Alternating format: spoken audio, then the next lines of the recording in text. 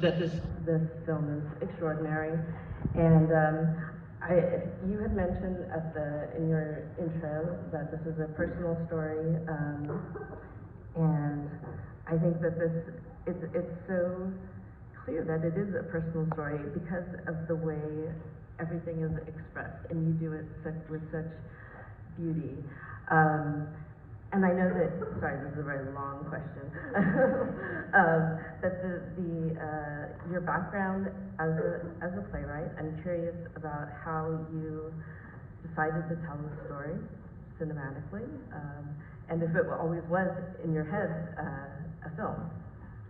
Yes, I think because of the nature of the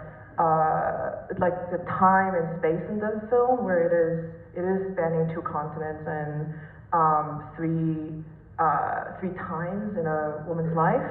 So it, to me, always was a cinematic experience, because you have to feel the locations, you have to feel the different cities, and the way in which that distance plays a very real part in their love story. Yeah. And this cast is just amazing. I think everybody just is perfect. Did you write this film with these actors in mind? It almost feels that way. Well, I think that because, so when I was starting to write the script is bilingual because I'm bilingual, but at the time, Final Draft didn't, I think it still doesn't have Korean language. It doesn't support Korean language. So there was a kind of a feeling where I'm like, I don't think anybody's going to make this, but I really did feel like I should write it because I feel like sitting between my childhood sweetheart and my husband in New York, I think I was very inspired to just write it, even if no one lets you make it, so that kind of thing. So I don't think I was at the time thinking about the possibility of having it come to just full amazing life by these amazing actors. So it's like everything on top of that. I'm just so excited and grateful that it's even happening. So, and look at them, they just, So I couldn't ask for anybody better. Yeah. I would love to hear from Greta and Teo and John about how you felt when you read the script and why this project. Okay. This is just, oh my God. Well, first of all, this is our first time at Sundance. We're so excited for all the dog sledding and the fly fishing and all that stuff that, we're gonna do. Which is what you do here, obviously. No, but this is like a dream. This feels like a dream. And the only way I know it's not a dream is because the altitude sickness or whatever, but this is unreal. It's such a gift to be here with this film, and to have had the support that we had to make this, and it just has felt so life-affirming and has really been so transformative in so many ways, I think, for all of us, and invigorating within us to keep fighting to make space for movies like this.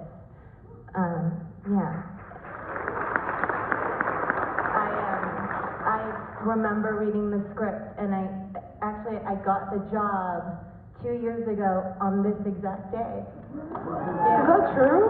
January 21st. Yeah, but the script just knocked me off my feet. I mean, it's one of those scripts that you're instantly angry about because if you don't get that job, you're going to be really pissed off. I felt like I had Enion with the script, couldn't let it go. But I don't know, it's just been such an honor, and to be able to see Celine really stay steadfast to her clear-eyed vision of what she wanted the movie to be and everything she didn't want the movie to be. And I continue to be moved by, idea of a modern romance and the type of woman who could be at the center of a story like this. So I'm so grateful to have had the chance to tell Nora's story and Celine's story with these guys.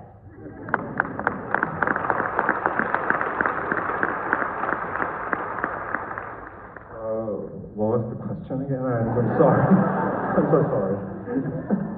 Well, welcome back to Sundance, Teo. Thank you. Yeah. Teo was in the film Soul Searching that we showed, I don't know how many years ago now. I asked about your reaction as actors reading Celine's script. Right. Okay. First of all, yeah, it's my second time here. I think it was back in 2015. And Kim actually, during that time, was I think one of the people who actually championed our film to be shown here. So I kind of, like in secret, always call her my fairy godmother.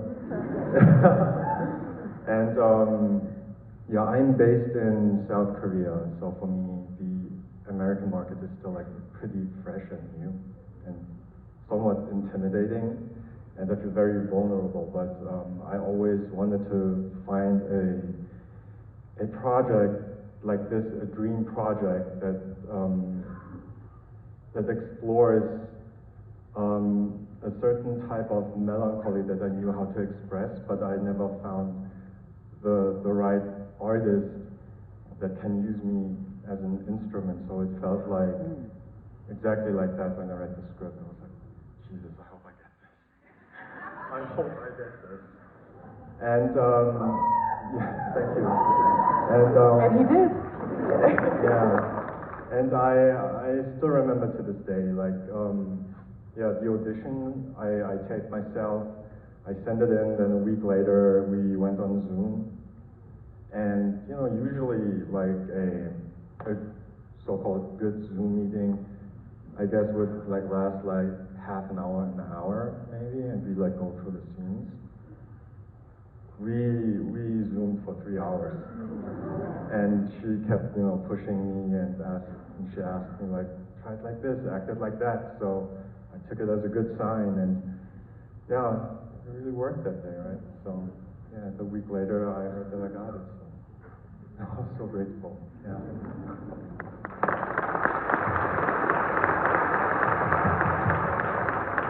John, I think you get the most laughs in this film. Great. Did it read Well, that that's a way? good thing. When you read the script, did you read it that way? No. So I had the good fortune to see Celine's play Endlings in New York before the world got all fucked up. Which was a beautiful play, really amazing thing.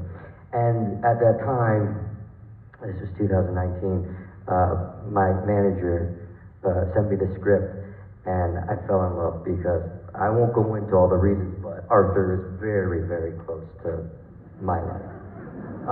And maybe that's why I don't think it's very funny. It's just me. So I fell in love with it right away. It was kind of a chance for me to sublimate my own experiences dealing with in-laws and a wife who comes from a different culture, and battling being an outsider to a degree. Then the pandemic hit, and then I figured I'd never work again.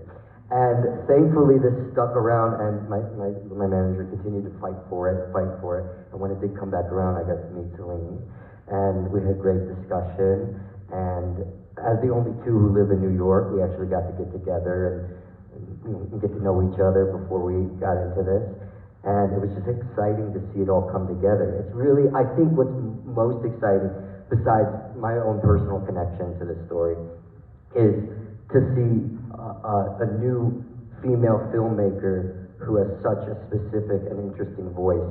And not often do we all get introduced to somebody who is emerging and is going to, continue to rewrite the rules of cinema. So I think we're all very lucky for that. And what was also so intriguing about this experience It's not often you get to, let alone that, work with a first-time filmmaker who has such a specific vision. And I think that's why it works on the screen, because Celine knew exactly what she wanted. She knew exactly what she was doing, and she expressed that to us, and we were there for the ride, and it was a blast.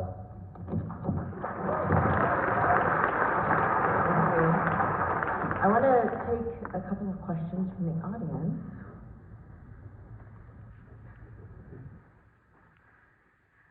Yes, you, sir?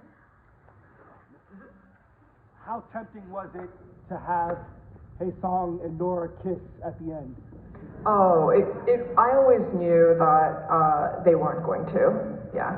So there's no chance. Yeah, they'll know. They asked me this question already. There's just no chance. Because I think that, to me, it's about, I mean, the way I talk about it always is like, you know, it's about three people, and we meet them as children, but then we're watching three of them behave like adults. And I think that, to me, is where the drama is for this movie. So, you know, I think that they're, you know, no kiss. It's only kisses are like married people kiss, you know. Only kisses in this film are married people kiss. Yeah. Questions?